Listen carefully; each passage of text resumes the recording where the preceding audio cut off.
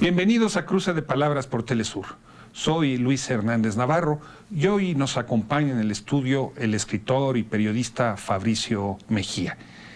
Vamos a conversar sobre su última novela, Esa luz que nos deslumbra, un título hermoso que da cuenta de lo que fue el movimiento estudiantil popular mexicano de 1968. Fabricio, muchas gracias por estar con nosotros. No, gracias a ti, en Luis. Este cruce de palabras. Espero que cuando terminemos la entrevista también me vuelvas a dar la mano. Ah, claro. Bueno, vamos a ver. Fabricio, tú naciste en 1968. Participaste en el movimiento estudiantil universitario de 1986 y ahora escribes una novela sobre el 68. Hay quien dice que estás escribiendo la novela del movimiento que te habría gustado vivir. Sí, sí, bueno, yo creo que parte de la idea de que alguien que nació en el 68 escriba una novela sobre el movimiento estudiantil del 68, pues es la idea, digamos, de la nostalgia de lo que no te pasó y que tiene que ver con por qué escribimos, ¿no? Cuando uno hace una novela, bueno, tiene una pregunta que quiere formular adecuadamente, no espera, por supuesto, la respuesta, sino solamente formularla, la pregunta, y también un poco vivir lo que ya no se pudo vivir, ¿no? Paco Taibo escribe sobre los villistas porque pues, a él le hubiera encantado ser Pancho Villa. Y a mí no es que me hubiera gustado ser del Consejo Nacional de Huelga en el 68, pero sí estudiante, quizás como de la preparatoria, ¿no? De un comité de lucha. De un comité de lucha. O de la brigada Emily Kranz. Exacto, y haberme enamorado en una brigada y todo eso. Entonces, la idea, digamos, es... O las minifaldas. O las minifaldas, sí. Estaba yo viendo como el look, los dos looks que tenían las chicas del 68 en México. Uno era... El look, cuando se arreglaban, eran como Sharon Tate, ¿no? Tenían una pintura aquí. Y el otro era de hippie Janis Joplin, ¿no? Con los lentes estos amarillos, ¿no?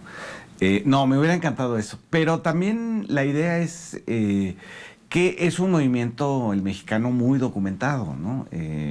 No solamente, digamos, los 4 libros fundamentales del movimiento, que son el de Elena Poniatowska, La Noche de Tlatelolco, Días de Guardar de Monsiváis, La Estela de Tlatelolco de Raúl Álvarez Garín y Parte de Guerra de Scherer y Monsiváis, que son más bien los documentos Dejas fuera Los Días y los Años de Luis González de Alba. A mí Los Días y los Años me parece un documento sobre la cárcel, ¿no? Que no me interesa a mí tanto, sobre todo porque Revueltas ya lo había hecho magistralmente, en el Apando. En el Apando. Me parece, por ejemplo, que las memorias de todos ellos, de todos los que cayeron en Lecumberri, pues la de Luis González de Alba me parece que es una más. Sé que para muchos va a ser, para los herético. Los que se sienten dueños del 68 va a ser una herejía lo que estoy diciendo, pero los invito a que lo relean y realmente para hacer una novela no sirve de mucho, ¿no?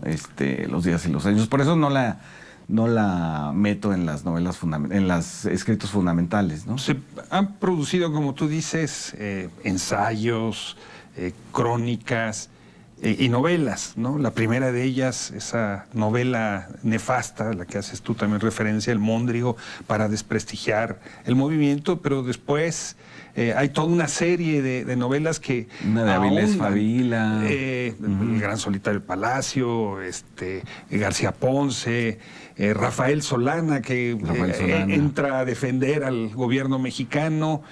Luis Espota en la plaza. ¿Cuál dirías tú que es el sello de tu novela en relación con las anteriores?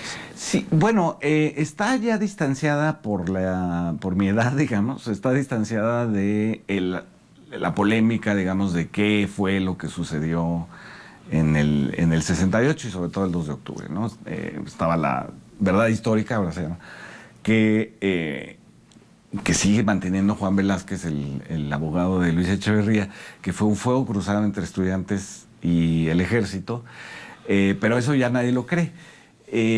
pero todos esos libros son parte de la disputa por la verdad, ¿no? Y entonces se trataba de decir, a ver, eran los estudiantes estaban desarmados, que ahí, por ejemplo, Luis González de Alba ya en la locura, porque también tienen como, algunos del 68 tienen como una relación amor-odio con los sucesos. Y decía, bueno, yo conocí a alguien que traía una 22. Bueno, ese no era el tema es si los estudiantes habían disparado y el ejército les había contestado y había muerto la gente.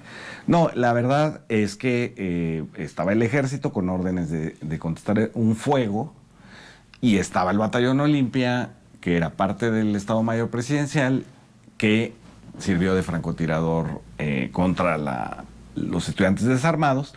Y la intención de ese operativo era atrapar al Consejo Nacional de Huelga. Bueno, todo eso está ya dicho. Entonces yo ya tengo esa distancia. A mí no me tocó, entonces yo no tengo, digamos, filias ni fobias.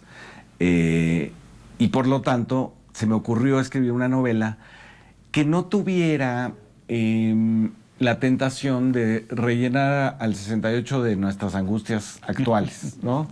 Ni hacerlo un antecedente de la guerrilla, ni hacerlo un antecedente de la lucha electoral, ni hacerlo un antecedente del feminismo, ni nada de esas cosas con la que legítimamente rellenamos al 68 como mito fundador, sino rellenarlo de sí mismo, ¿no? Decir, a ver, ¿cómo se sentía ir a dormirse al aula magna entre esténciles y pintura, ¿no? Y qué hubiera sido enamorarse en la huelga, qué hubiera sido eso de entrar al Zócalo en medio del silencio, en la marcha del silencio, y entonces rellenarlo de sí mismo. Pero ¿no? Curiosamente arrancas tu novela y la culminas con el perfil de un personaje, Ledesma, Ajá. que espero no tenga nada que ver con nuestro común amigo Ernesto Ledesma. No, ni es su papá, ni nada, ¿no? Nada de eso. Que es un funcionario de la Secretaría de Hacienda que se ve involucrado ahí en una historia por demás turbia, de investigar a los dirigentes a partir de la información de nuestros impuestos, etcétera, etcétera, ¿no? O sea, arrancas tu relato con él y en el contrapunto tienes una serie de reflexiones internas, de monólogos de jóvenes, ¿no? Como el de esta muchacha que pues, la presentas como una estudiante de teatro, ¿no? Ajá. Que hace una reflexión sobre las luciérnagas, ¿no? Sí. Y cómo las luciérnagas no iluminan el camino, pero uno las puede ver y tú usas esos dos como metáfora de lo que fue el movimiento. Exacto. ¿En qué sentido son las metáforas? Sí, esas serían las dos metáforas que yo utilizo. La de las luciérnagas, que son prácticamente los movimientos sociales en México que no alumbran, pero sí sabemos que están ahí porque cada cierto tiempo despiden una luz, ¿no? Que es una luz siempre como de invitación, ¿no? Muy pocas veces les hacemos caso los que no estamos involucrados en los movimientos. Y por otro lado, la metáfora de Ledesma, que es el tartamudo, ¿no? Que es la historia mexicana que tartamudea porque se repite, ¿no? El 68 se volverá a repetir absurdamente en el 71, el mismo tipo de matanza, y se repetirá en Ayotzinapa, ¿no? Y entonces este país que se tropieza con la misma piedra, que yo digo que incluso siente cierta atracción por la piedra, está obsesionado con la piedra, pero se tropieza muy a menudo con lo mismo. Entonces tartamudea. Y Ledesma era una de las preguntas a formular en la novela. Era este burócrata, ahora le dirían Godín, de Hacienda, que se ve, digamos, involucrado en el movimiento sin entenderlo, sin saber qué es, sin querer. Creo que la pregunta era por toda esa gente en México que no se sintió moralmente responsable de que el gobierno de Díaz Ordaz metiera a la cárcel a los muchachos que protestaban y que los matara. Era por esa señora de Monterrey que cuando yo saqué la novela sobre Díaz Ordaz me dijo, no, es que para mí el 68, no voy a leer su libro porque para mí el 68 es el Tibio Muñoz, es decir, la Olimpiada. Y entonces yo decía, bueno... El nadador que ganó... El nadador que ganó... La medalla. Por churro, igual que Ledesma, es decir, no tenía pensado que podía ganar y ganó la medalla de oro. Y entonces yo decía, bueno, ese México que estaba esperando la Olimpiada, efectivamente, ¿qué opinó del asunto? ¿No? ¿Cómo se acomodó después a la nueva situación?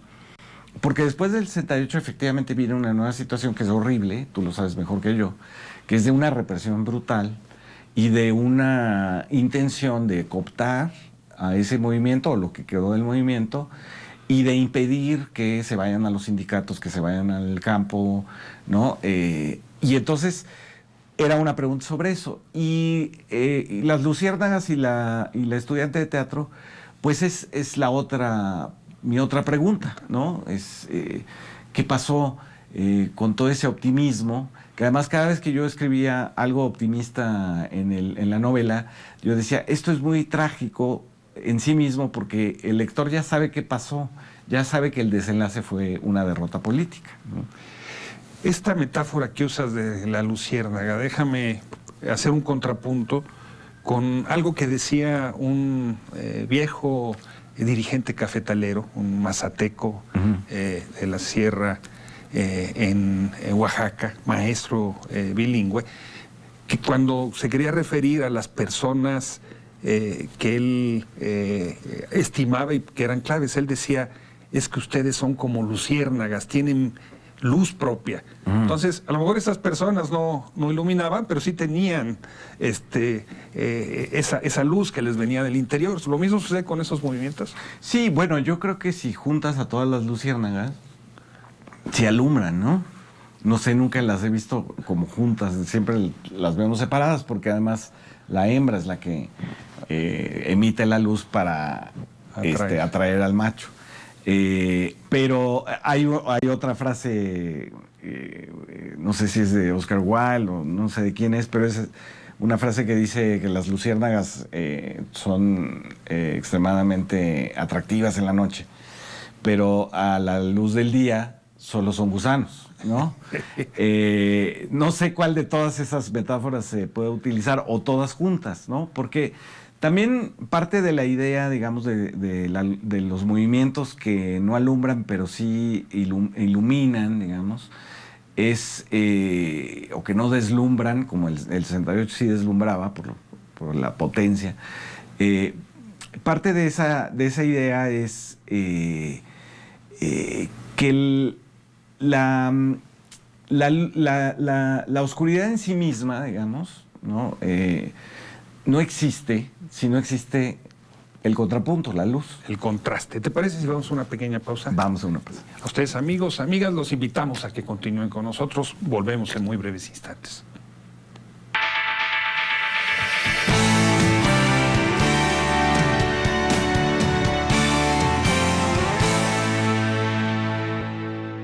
Estamos ya de vuelta en este cruce de palabras, conversando con el escritor y periodista Fabricio Mejía sobre su último libro, Alrededor del movimiento estudiantil de 1968. Fabricio, a ratos da la impresión de que la estructura de tu novela es como una especie de tragedia griega, en donde hay 2 o 3 personajes principales, ¿no? Ledesma es uno de ellos, en fin, y luego hay un coro, ¿no? En este caso tú tienes 2 coros. Por un lado el coro del poder, ¿no? Donde reconstruyes los supuestos debates o elucubraciones que había entre los principales jefes políticos y militares, de un lado, y por otro lado el coro de la muchachada, de los jóvenes que están participando, ¿no? ¿Cómo lo hiciste para reconstruir las elucubraciones de Gustavo Díaz Ordaz? Hay una parte que son sus discursos, pero hay otra, el contexto, todo eso que tú reconstruís. ¿Cómo lo hiciste? Sí, pues meterse en la cabeza de Díaz Ordaz o de Luis Echeverría implica, digamos, son varios niveles de una acción de maldad, digamos, ¿no? ¿De maldad o de masoquismo? O de masoquismo, ¿no? O sea, yo entiendo, por ejemplo, que Díaz Ordaz hace un mal trascendente, digamos, ¿no? Él quiere salvar a México de una conjura comunista. El presidente. Es el presidente que salvó a la patria, ¿no? Incluso él lo sigue diciendo hasta su muerte. Luis Echeverría y García Barragán, que es el secretario de la Defensa, y Coronel Rosal, que es el regente de la Ciudad de México, hacen el mal porque quieren ascender de puesto, quieren quedar bien con el jefe, que es el presidente, y Luis Echeverría es el más exitoso porque es el que logra la candidatura del PRI a la presidencia y llega a la presidencia de la República. Luego hay otros que solo obedecen órdenes, ¿no? Que es la tropa en Tlatelolco, en alguna medida los policías que se reportan por teléfono. Que se reportan por teléfono en conversaciones verdaderamente delirantes donde ya no se entiende bien qué están haciendo ahí con los estudiantes que una y otra vez les ganan, ¿no? Pues ellos conocen las calles. El control del centro, porque conocen las calles. Porque además también, bueno, la tropa venía de provincia, entonces no conocían la Ciudad de México, y menos el centro, que está complicado.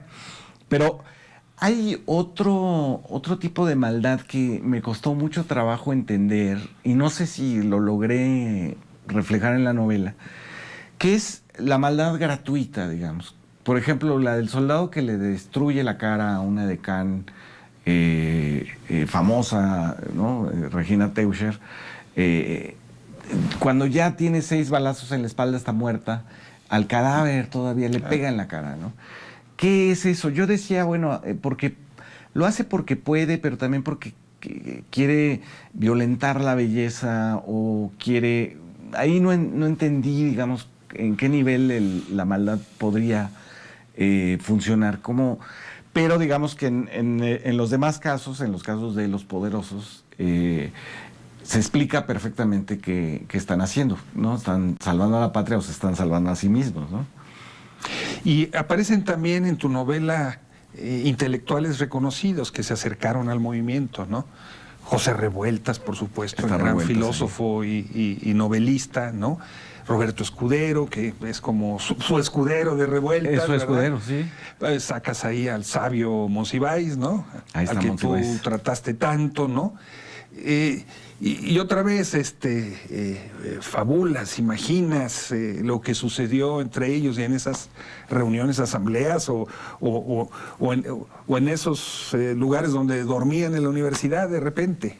Sí, por ejemplo, esa escena donde Monsiváis empiezan a decir, bueno, hay que apoyar al movimiento de los estudiantes, entonces se reúnen, está Leñero, está Manuel Felgueres, Monsiváis, Revueltas, y entonces, pero a la hora de asignar tareas, todo le toca a Revueltas, porque es el que está más comprometido, y ellos se van a la Zona Rosa, a un cóctel de Carlos Fuentes. Eso me lo contó Monsiváis, o sea, me decía, no, Revueltas sí realmente, sí ayudaba. Nosotros no teníamos madera de huelguistas, ¿no? Incluso yo le decía, bueno, pero tú y José Emilio Pacheco habían hecho una huelga de hambre a favor de los ferrocarrileros presos. Y entonces me dijo, me dijo, cuando Benita Galeana sacó unos chocolates como a la media hora, perdimos, ¿no? Benita Galeana, la épica luchadora comunista. Exactamente, que se supone que estaba ahí según Monsiváis. Entonces, ya que salió el libro, Elena Poniatowska me dijo, no, es una mentira lo del cóctel de Carlos Fuentes en la Zona Rosa, porque Carlos Fuentes nunca disparó. nunca pagó ninguna, nunca invitaba a ninguna cuenta en ningún restaurante. Oye, y también sacas a varios de los dirigentes, ¿no? De hecho, el título de tu libro está tomado del discurso que Búho, ¿no? El representante de la Escuela de Economía en el CNH, dijo en la Marcha del Silencio, ¿no? Exactamente. Retomas de sus propios testimonios los retratos que haces, o es también un ejercicio de fantasía. Sí, bueno, yo a Eduardo Valle, al Búho, lo conocí bastante en alguna época, antes de la huelga de la universidad, porque en la huelga de la universidad él y Eberto Castillo estaban en contra de los estudiantes por alguna razón que nunca hablamos. Pero yo lo conocí bien y me parece, por ejemplo, que ese discurso de la Marcha del Silencio que hace Eduardo Valle es muy significativo de lo que sucedió, digamos, el 68, en el optimismo de ese verano, no parecía, digamos, que fuera a ser derrotado políticamente por una matanza. Pero Eduardo Valle, en ese momento de la Marcha del Silencio, que ya es septiembre, ya están amenazados por el presidente, están a punto de tomar las escuelas, la Universidad Nacional y el Politécnico, el Ejército. En ese discurso él dice, no dejemos que esta luz nos deslumbre, y a lo que se refiere es a ellos mismos. Es decir, nosotros podemos llenar el Zócalo y podemos estar llenos de ideas, de porvenir, pero no somos mayoría en el país.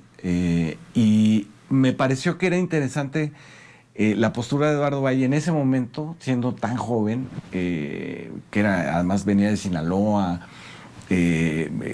hijo de un electricista, ¿no? de Luz y Fuerza, de la compañía de luz del centro del país, que pudiera ver, a pesar de que además era muy miope, ver eso, es decir, si quitamos esta luz de que podemos llenar el Zócalo, que la gente nos apoya, que nos aplauden, que le tiran macetas al ejército para defendernos, que nos traen comida, etcétera, no dejemos que eso nos deslumbre, porque el México díaz-ordazista está compuesto no solamente de Díaz Ordaz y su gobierno, sino de las cámaras empresariales, de los medios de comunicación, de la Iglesia Católica, y de mucha gente que está en contra, ¿no?, del movimiento. ¿Qué fue el 68? ¿Fiesta o tragedia? Yo creo que fue un mito fundador desde las generaciones posteriores utilizamos para volcarle todas nuestras angustias presentes, ¿no? Ahora lo consideramos antecedente del movimiento electoral, digamos, del movimiento democrático electoral. Cuando pues, el 68 era tan puramente, digamos, un ejercicio de soberanía popular en la calle, sin convocatoria de ningún partido, de ningún sindicato. Se presentaban los estudiantes a insultar y a burlarse del presidente por primera vez, que no discutió, no necesitaba discutir su propia soberanía, y no discutía una vía, digamos, jamás se discutió la vía armada, jamás se discutió la vía electoral, no se estaba pidiendo un sistema de partidos, ni el IFE, ¿no?, ni autoridades electorales, ni tampoco se estaba discutiendo si se armaban y se iban a la sierra. Era un movimiento de soberano, digamos, donde uno se manifiesta para defender el derecho a manifestarse. En ese sentido, digamos, es el mito fundador de muchas cosas, de lo que quieras, de hecho, casi de lo que quieras. ¿Fue un movimiento político o un movimiento cultural? Yo creo que fue un movimiento cultural con una derrota política muy importante, y se convirtió también en una victoria moral, ¿no?, de la resistencia, de la posibilidad de contestar a la autoridad, desde el presidente de la República hasta el papá de la casa, ¿no? ¿Y cuándo termina, desde tu punto de vista, el movimiento del 68? ¿Con la represión del 2 de octubre, con el levantamiento del paro de la última escuela, la Nacional de Maestros, en diciembre, en el 71, con la represión a los jóvenes en el día del jueves de Corpus, en el 1988, con el movimiento de Cuauhtémoc Cárdenas, ahora con el triunfo de Andrés Manuel López Obrador?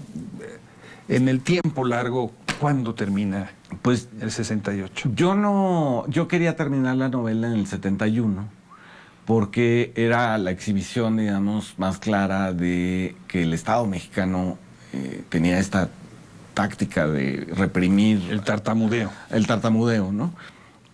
Siendo el secretario de Gobernación ya presidente, hace lo mismo, ¿no?